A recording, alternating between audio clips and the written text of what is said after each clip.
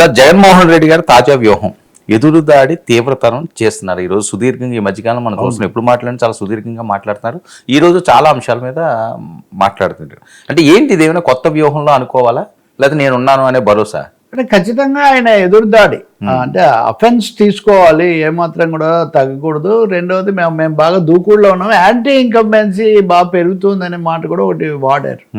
ప్రభుత్వం మీద వ్యతిరేకత పెరుగుతుంది, ఇలాంటి సమయంలో మనం మరింత గట్టిగా మాట్లాడాలి. రెండవదేమో అక్కడక్కడ దాడులు అవి జరుగుతున్నాయి కదా, వీటిని కూడా ఎదుర్కోవటం, తన మీద వచ్చే వాటన్నిటికీ సమాధానం చెప్పడం, ఇలా ఒక వైడ్ అజెండాతోనే ఆయన ఈరోజు మీడియాతో కూర్చున్నట్టు కనిపిస్తుంది. నిన్నేమో ఏలూరు నియోజకవర్గ కార్యకర్తలతో మాట్లాడారు, అక్కడే ప్రకటించారు వాస్తవానికి పాదయాత్రకు మళ్ళీ చేస్తానని మనం అనుకుందే నిన్న.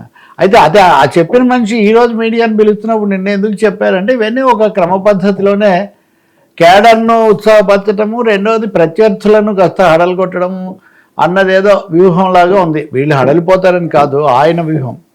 సో వెంటనే జగన్ మాట్లాడగానే ఇద్దరు మంత్రులు కూడా మాట్లాడేస్తారు అప్పుడే, అధికార ప్రతినిధులు తెలుగుదేశం వైపు నుంచి. జగన్ రెండు విషయాల మీద మాట్లాడతానని చెప్పారు.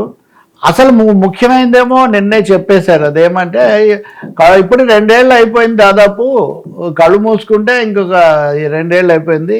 ఈ కళ్ళు మూసుకోవడం అనే సిద్ధాంతం ఏంటో తెలియదు, రాజకీయ పార్టీలు ఎప్పుడు కళ్ళు మూసుకోమని చెప్పబోయినాయి, ఏదో మామూలు భాషలో మాట్లాడుతున్నట్టున్నారు. అందుకని ఇంకొక 1.5 ఏళ్ళ ప్రజలతో ఉండండి, ఆ తర్వాత 1.5 ఏళ్ళ నేను పాదయాత్ర చేస్తాను, దాంతో అంతా నడుస్తుంది, దాంతో మరి ప్రజల దగ్గరికి వెళ్తాము, ఇవన్నీ. అంటే ఖచ్చితంగా జగన్ పాదయాత్ర అది 10 ఏళ్ల తర్వాత 2017లో చేశారు.